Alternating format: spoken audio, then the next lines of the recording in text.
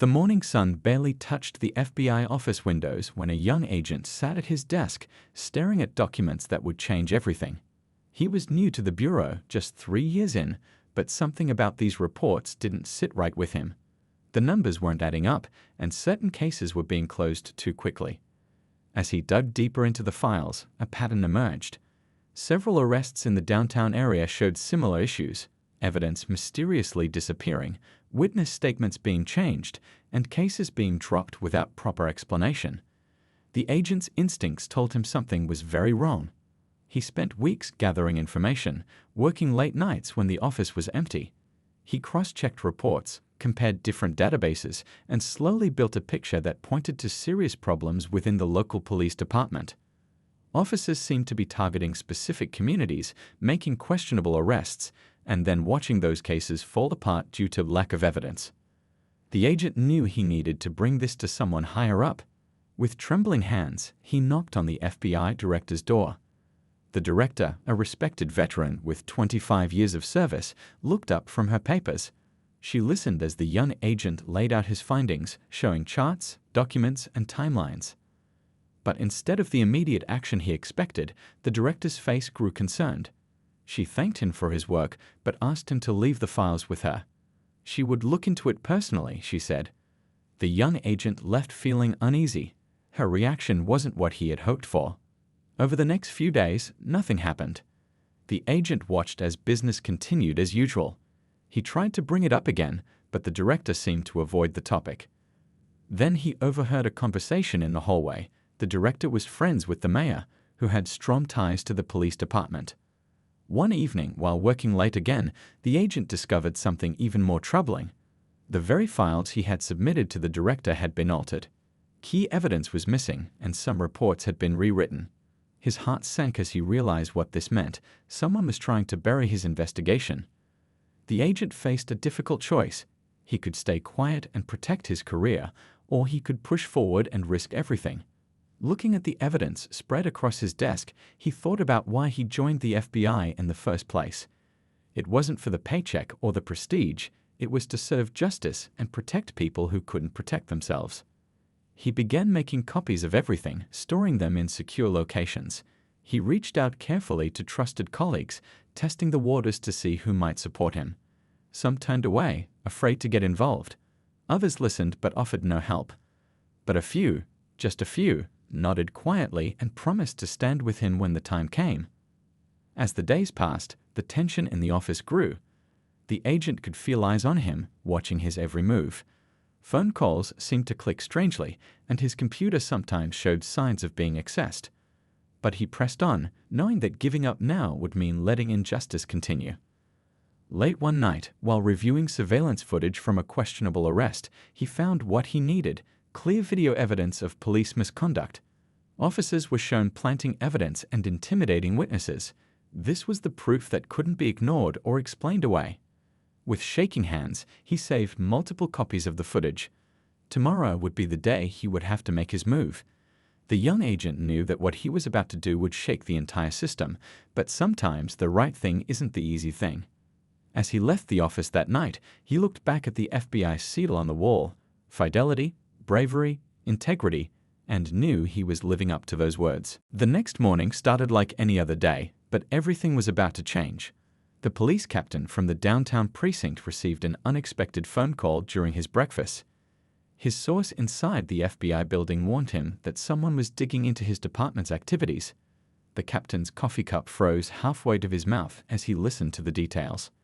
Within hours, the captain was making calls of his own. He had connections throughout the city, politicians, business owners, and even some media contacts. He'd spent years building these relationships, and now it was time to use them. His first call was to his old college roommate, now a city council member. "We have a situation," the captain said, his voice low. "Some rookie FBI agent is trying to make a name for himself by targeting my department. You know how these things can spiral out of control if we don't handle them properly." The council member understood immediately. They'd helped each other before, and this was no different. By lunchtime, several influential people had received similar calls. The message was clear: the FBI needed to back off this investigation. Meanwhile, at the FBI office, the director found herself in an uncomfortable position. Her phone hadn't stopped ringing all morning. The mayor called first, expressing concerns about the investigation affecting community relations. Then came calls from state representatives asking why the FBI was harassing the local police department. The director sat at her desk, rubbing her temples. She'd been in law enforcement long enough to know when political pressure was being applied. But this felt different, more intense, more coordinated. She called the young agent to her office. "I need you to slow down this investigation," she told him, avoiding his eyes. "There are complications we need to consider." The agent stood there, shocked. "But Director, we have evidence of serious misconduct. People are being hurt." "I understand," she replied, her voice strained. "But sometimes we have to think about the bigger picture. Give me some time to handle this diplomatically." As the agent left her office, he felt betrayed. The director he'd admired was caving to pressure. What he didn't know was that the captain had more leverage than anyone realized. That evening, the captain met with a private investigator he used before. "I need everything you can find on the FBI director," he said, sliding an envelope across the table. "Everyone has secrets. Find hers." The investigator nodded, pocketing the envelope. Within days, he'd uncovered something, not illegal, but embarrassing enough to cause problems. Years ago, the director had made a mistake in a case that was quietly covered up. If this information became public, her career would be over. The captain smiled when he received the report. He had his insurance policy. He arranged a private meeting with the director at a quiet restaurant outside the city. When she arrived, he was already seated in a corner booth, a manila folder on the table. "Director," he began with a false smile. "I think we need to talk about cooperation between our departments." As he slid the folder toward her, the director's face paled. She recognized the case immediately. Her biggest regret, the one mistake that had haunted her for years. The captain didn't need to say much more. They both understood what was at stake. Back at the FBI office, the young agent noticed a change. The director became more distant, more hesitant about the investigation. Official memos started appearing, talking about resource allocation and prioritizing cases. It was clear to him that something had shifted. But the agent wasn't alone. Other FBI staff had started noticing the strange behavior. Whispers began in the break room, questions were asked in hallways. Why was this investigation being buried? What was really going on? The captain, feeling confident, began to get sloppy. He bragged to his inner circle about having the FBI director under control. Word spread quickly, and soon rumors were circulating throughout both the police department and the FBI. The pressure was building like a storm. The agent continued collecting evidence secretly, the director struggled with her conscience, and the captain grew more arrogant with each passing day. Something had to give, and when it did, the explosion would rock both institutions to their core. The turning point came on a rainy Thursday afternoon. The young agent was working at his desk when his phone buzzed with a text message from an unknown number. "I have information about your case. Meet me at the coffee shop on 5th Street. Come alone." The agent hesitated. This could be a trap, but his instincts told him otherwise. He grabbed his coat and headed out, telling his colleagues he was going for lunch. The coffee shop was nearly empty when he arrived, just a few people scattered at different tables. A woman in her 30s sat in the corner, nervously stirring her coffee. She looked up as he approached, fear evident in her eyes. "I work at the community center," she whispered. "I've seen things, recorded things." She slid her phone across the table. The video showed police officers harassing teenagers outside the center, making threats, and even planting something in one boy's backpack. The footage was clear, undeniable proof of what the agent had suspected all along. "Why are you showing me this?" he asked quietly. "Because someone needs to do something," she replied, her voice shaking. "These kids, they're good kids. They don't deserve this. I've been too scared to come forward, but when I heard the FBI was investigating," her voice trailed off. The agent assured her that her identity would be protected. He made copies of the video and took detailed notes about what she'd witnessed. This was the breakthrough he needed. Back at the office, the director was having her own crisis of conscience. She sat alone in her office, staring at the folder the captain had given her. Her mistake from years ago had been weighing on her mind. She'd spent her entire career trying to make up for it, to be better, to serve with integrity. She'd pulled out her personal phone and called her mentor, a retired FBI official who had guided her through her early years. Without revealing too much, she explained her situation. His response was simple: "You already know what's right. The question is, are you brave enough to do it?" Those words echoed in her mind as she hung up. She opened her desk drawer and looked at her badge. The FBI motto stared back at her: fidelity, bravery, integrity. She'd sworn to uphold these values, not just when it was easy, but especially when it was hard. Meanwhile, the young agent was gathering more evidence. Other witnesses began coming forward, emboldened by the first woman's courage. A store owner shared security footage, a teacher reported incidents at the school, and even a retired officer decided to speak up about what he'd seen over the years. The agent organized everything meticulously. He created backup copies and stored them in secure locations. He also reached out to a trusted journalist, sharing just enough information to pique their interest without compromising the investigation. The captain, unaware of these developments, continued to apply pressure. He called the director again, reminding her of what was at stake. But this time, something in her voice was different. She sounded stronger, more resolved. "I'll handle it," she told him, but her tone made him uneasy. The next morning, the director called an emergency meeting with her senior staff. The young agent was surprised to be included. As everyone gathered in the conference room, the tension was palpable. The director stood at the head of the table, her hands resting on a thick file. "I've made some mistakes," she began, her voice steady. "I've allowed personal fears to compromise this investigation. But that ends today." She opened the file, revealing all the evidence the young agent had collected, plus additional findings from her own quiet investigation. The room fell silent as she laid out the full scope of the corruption. "We're moving forward with this investigation," she declared. "Full resources, no restrictions, and if anyone has a problem with that, they can speak to me directly." The young agent felt a surge of hope. Other agents nodded in agreement, some even expressing relief that the truth was finally being addressed. The meeting ended with a clear mandate: pursue justice, regardless of the consequences. As news of the renewed investigation spread, the captain realized his leverage was slipping away. His phone calls went unanswered, his threats fell flat. The tide was turning, and he could feel the walls closing in. The FBI was no longer backing down, and the truth was about to come out. The director's decision sent shockwaves through both organizations. She stood firm despite the mounting pressure, and her resolve inspired others to step forward. The young agent worked directly with her now, no longer operating in the shadows. Within days, the FBI office transformed into a command center for the investigation. Agents who had previously stayed silent now volunteered to help. Evidence boards filled the walls, connecting dots between incidents that had seemed unrelated before. The pattern of misconduct became impossible to ignore. The captain, sensing danger, tried a different approach.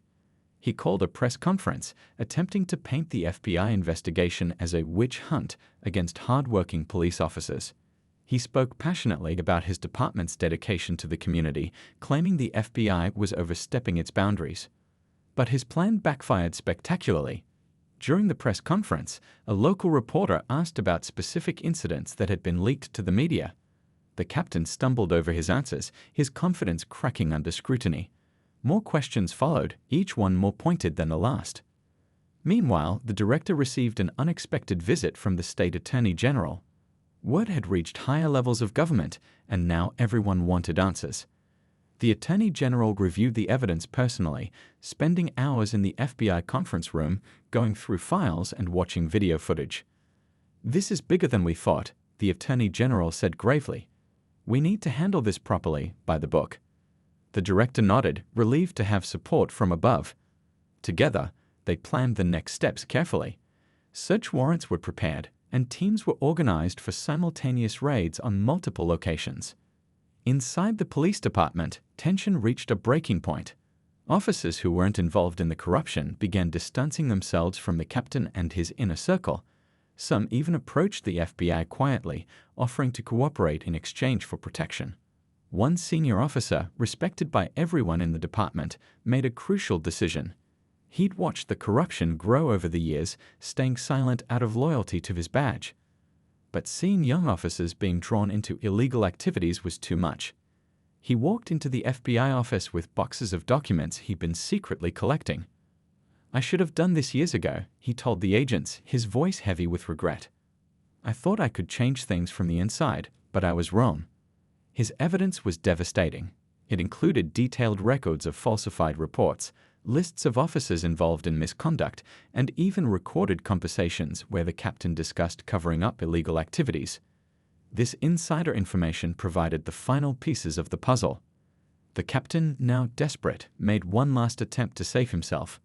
He reached out to his political connections, calling in every favor he could. But the tide had turned. Politicians who once supported him now distanced themselves, afraid of being caught in the scandal. Late one evening, the captain sat alone in his office, surrounded by commendations and photos from better days. His phone rang constantly, but he didn't answer. He knew what was coming. The sound of footsteps in the hallway grew louder, and he recognized the firm knock on his door. FBI agents entered with warrants, accompanied by internal affairs officers from his own department. As they read him his rights, he remained silent, his arrogance finally broken. Other arrests followed throughout the night as corrupt officers were taken into custody. The director watched from her office as the operation unfolded. She felt no satisfaction, only sadness that it had come to this. But she knew it was necessary. Sometimes institutions needed to be shaken to their core to root out corruption. The young agent stood beside her, watching as years of work culminated in this moment. "You did the right thing," he said quietly. She nodded, thinking about the folder the captain had used to blackmail her. Tomorrow, she would voluntarily disclose her past mistake to the proper authorities. It might end her career, but she would face the consequences with dignity. As dawn broke, news vans gathered outside both buildings. The story was about to break nationally, and the reverberations would be felt throughout law enforcement agencies across the country. Change was coming, sparked by one young agent's determination and a director's decision to choose integrity over self-preservation. The real work was just beginning. Rebuilding trust, implementing reforms, and ensuring this never happened again would take years. But for the first time in a long while, there was hope that justice would prevail. The confrontation everyone had been anticipating finally arrived on a crisp Monday morning. The director called a joint meeting between FBI leadership and police department officials. The conference room at the federal building was packed with representatives from both agencies, along with observers from the Department of Justice. The captain arrived with his lawyer, still trying to project confidence despite his crumbling position. He sat across from the director, who had arranged the evidence in neat stacks before her. The young agent sat to her right, ready to present their findings. "Let's get straight to the point," the director began, her voice steady and professional. "We have documented evidence of systematic misconduct within your department." She pushed a folder across the table. "This includes falsified reports, witness intimidation, and evidence tampering." The captain opened his mouth to protest, but his lawyer touched his arm, signaling him to remain quiet. The director continued, methodically presenting each piece of evidence. Security footage played on a screen, showing officers planting evidence. Audio recordings captured conversations about covering up misconduct. Documents revealed patterns of targeting specific neighborhoods. As the presentation continued, the captain's face grew paler. Other police officials in the room shifted uncomfortably in their seats. Some looked genuinely shocked at the revelations, while others avoided eye contact, clearly aware of what had been happening. Halfway through the meeting, the captain suddenly stood up. "This is a setup," he shouted, his composure finally breaking. "You're trying to destroy my reputation, my department." The room fell silent. The director remained calm. "Sir, please sit down. We're not finished." But the captain wasn't done. He turned to the other officers in the room. "You all know me. 20 years of service. Are you going to let them do this?" To his surprise, no one spoke up in his defense. Even his closest allies remained silent, unwilling to attach themselves to a sinking ship. His lawyer tugged at his sleeve, urging him to sit down. "You have no idea what you're doing," the captain said, his voice now desperate. He looked directly at the director. "I know things about you, things that could end your career." The director met his gaze without flinching. "I'm aware of what you think you know," she replied, "and I've already submitted a full disclosure to the appropriate authorities regarding my past. Unlike you, I'm willing to face the consequences of my actions." This revelation stunned the room. The captain's last card had been played and counted. He slumped back into his chair, defeated. The young agent then presented the testimony from community members. Voice after voice described harassment, false arrests, and intimidation. The human cost of the corruption became painfully clear. Several officers in the room had tears in their eyes as they listened. When the presentation ended, the Department of Justice representative spoke. "Based on this evidence, we'll be launching a full federal investigation. Captain, you're suspended effective immediately, pending criminal charges." As security escorted the captain out, he made one final attempt. "You're destroying the thin blue line," he shouted. "Who's going to protect the streets now?" A veteran officer, one who had cooperated with the FBI, stood up. "We will," he said firmly. "The right way. The way we swore to when we took our oath." The room erupted in discussion. Plans were made for immediate reforms. Internal affairs would be restructured. New oversight committees would be formed. Community liaison positions would be created. The cleanup would be thorough and transparent. Later that day, the director and the young agent watched from her office window as news crews gathered below. The story was breaking nationally. Their phones buzzed constantly with calls from other agencies reporting similar issues, asking for guidance on how to address them.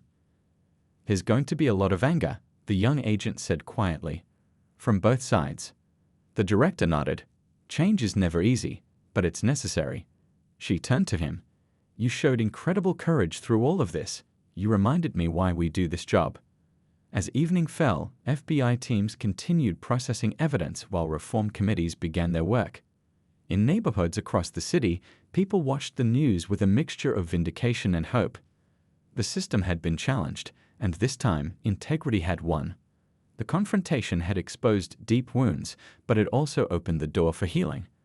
The real work of rebuilding trust between law enforcement and the community was just beginning, but for the first time in years, there was a genuine opportunity for change. The next morning, newspapers across the country carried the story on their front pages.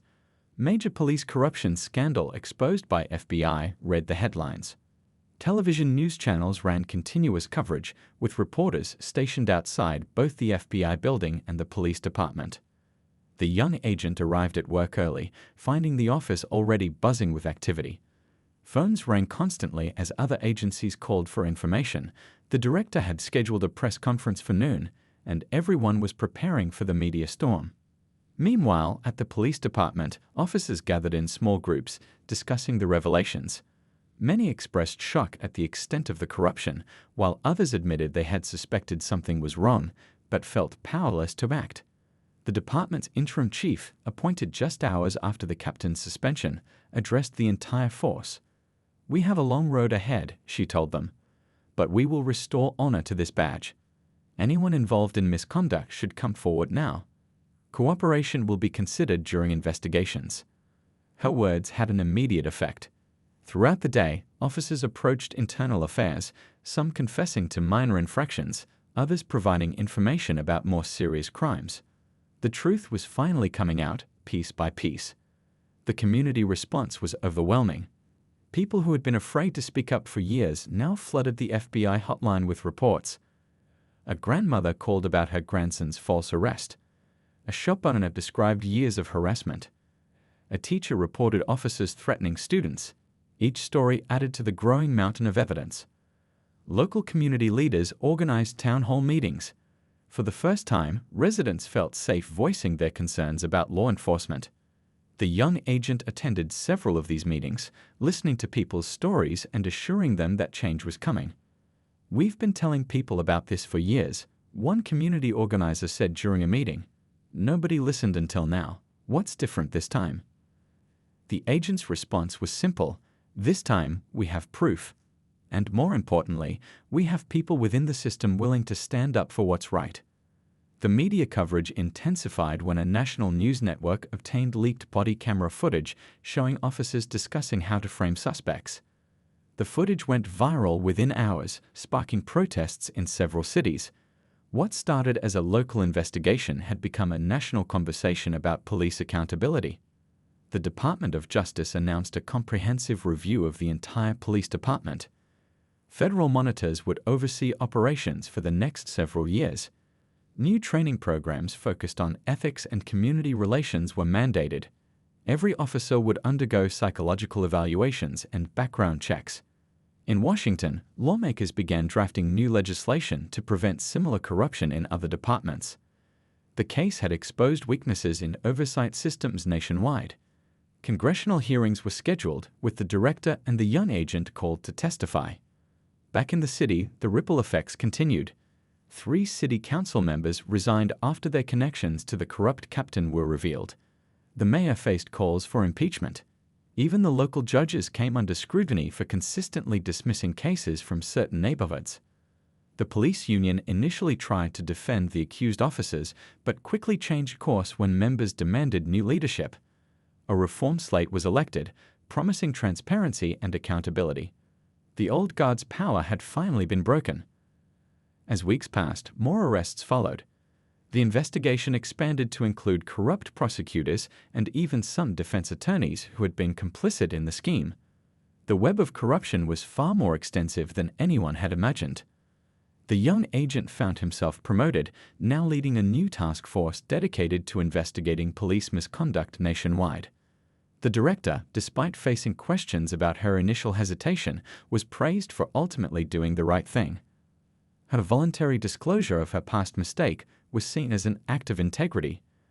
One evening, as the agent was leaving the office, he encountered the woman who had first provided video evidence. She was there to give additional testimony. "Thank you," she said simply. "My nephew can walk down the street without fear now. That means everything." Community relations slowly began to improve. New officers were hired with extensive background checks. Community policing initiatives were launched. Youth programs were established to build trust between police and young people.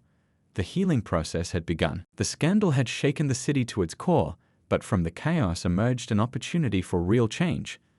Trust would take time to rebuild, but the foundation was being laid for a more just and equitable system of law enforcement. 6 months later, the director stepped before a congressional committee in Washington, D.C. The wood-paneled room was filled with lawmakers, journalists, and citizens who had traveled from across the country to witness this historic hearing. Cameras clicked as she adjusted the microphone, preparing to share her testimony about the case that had changed everything. "Distinguished members of the committee," she began, her voice clear and strong. "What we uncovered was not just corruption in one department, but a systemic failure that allowed abuse of power to flourish unchecked for years." She detailed the investigation from its beginning, how a young agent's persistence had exposed a web of misconduct that reached far beyond what anyone had imagined. She spoke about the difficult choices she had faced, including her own moment of weakness when threatened with blackmail. "I stand here today not as a hero, but as someone who nearly failed in her duty," she admitted. "It took the courage of others to remind me of my oath. This case taught us that integrity isn't just about making the right choice when it's easy, but especially when it's hard." The committee members listened intently as she outlined the reforms that had been implemented. Body cameras were now mandatory. Citizen oversight boards had real power. A new database tracked officer complaints across jurisdictions. Training programs emphasized de-escalation and community engagement. When it was the young agent's turn to testify, he spoke about the importance of protecting whistleblowers. "Too many people stay silent because they fear retaliation," he explained. "We need systems that encourage people to speak up when they see wrongdoing." Back in the city, the changes were visible everywhere. Community meetings that once drew a handful of residents now filled auditoriums. Police officers played basketball with neighborhood kids. Former critics of law enforcement now served on advisory boards, working alongside officers to improve policies. The corrupt captain and 12 other officers had been convicted, receiving sentences ranging from 5 to 20 years. More importantly, Over 50 officers had voluntarily come forward to report misconduct they had witnessed, leading to additional reforms. The police department's new chief, a reform-minded veteran from another city, had transformed the culture. "We're not just enforcing the law," she told her officers. "We're earning trust, one interaction at a time." Crime rates had actually decreased as community cooperation increased. People were more willing to report crimes and serve as witnesses when they trusted the police. The department solved more cases with community help than ever before. In neighborhoods once plagued by tension, children now waved at passing patrol cars. Shop owners chatted with officers on their beats. The community policing initiative had created bonds that were changing the city's fabric. The young agent, now supervising a national integrity unit, received letters daily from officers and citizens reporting misconduct in their areas. Each case was investigated thoroughly, with protections for those who came forward. 1 year after the scandal broke, the city held a ceremony to honor those who had shown courage during the investigation. The woman who first provided video evidence received a Citizen's Award. Several officers who had testified against their colleagues were recognized for their integrity. As the director concluded her congressional testimony, she held up a folder. "These are letters from citizens across the country, thanking us for restoring their faith in law enforcement. This is why we do this work." The committee chairman nodded. "Your case has sparked a national movement for police reform. The legislation we're considering today exists because of what you uncovered." Later that evening, the director and the young agent stood on the steps of the Capitol, watching the sunset. "Did you ever think it would lead to all this?" she asked. He shook his head. "I just wanted to do the right thing. I never imagined it would change so much." "That's how change happens," she replied. "One person decides to stand up, and others find the courage to join them." As they walked away, both knew their work wasn't finished. Other departments needed investigation, other communities needed help. But they had proven that change was possible when good people refused to stay silent. The case had become a blueprint for reform nationwide. Training academies taught it as a case study. Law schools analyzed its legal implications. Most importantly, it reminded everyone that justice requires constant vigilance and the courage to speak truth to power.